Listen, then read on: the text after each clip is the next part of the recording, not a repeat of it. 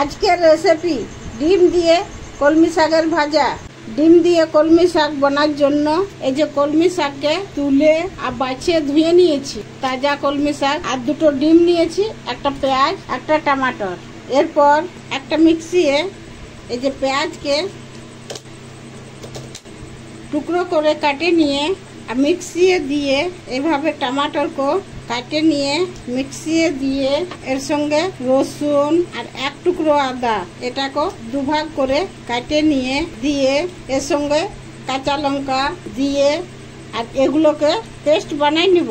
এরপর একটা বাটিয়ে ডিমকে ভাঙে নিয়ে এর মধ্যে আদা, রসুন, কাঁচা লঙ্কা, পেঁয়াজ আর টমাটোরের পেস্ট, 2 চামচ পরিমাণ মতো নুন, একটু সামান্য হলুদ এটা ফেটে নিব। ফেটে নিয়ে যে শাকটাকে বাছে আর ধুয়ে নিয়ে আর এইভাবে মুঠি বাঁধে নিয়ে বাছে আর ধুয়ে নিয়ে একটা প্যান গরম করে সরষের তেল দিয়ে গরম করে নিয়ে আর এই যে শাকটা দিয়ে চারদিক থেকে এইভাবে পাতাগুলোকে সেভ করে নিয়ে এই যে ফেটে রাখা ডিমটা দিয়ে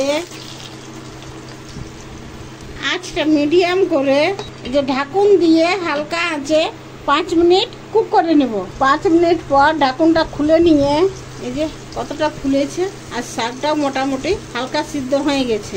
এরপরে আর একটু সিদ্ধ করে নিয়ে এই যে একদিকে হয়ে গেছে পাল্টে করে দিচ্ছি।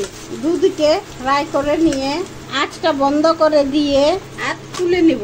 কত সুন্দর হয়েছে ডিম দিয়ে কলমি শাকের ভাজা বনে রেডি। এই যে খেয়ে দেখছি, খেতে খুব ভালো হয়েছে। শাকও সিদ্ধ হয়ে গেছে আর ডিমও ভাজা হয়ে গেছে আর মশলা দেওয়া আছে, খুব টেস্টি লাগছে, খুব সুন্দর হয়েছে, খেতে দারুণ টেস্টি হয়েছে।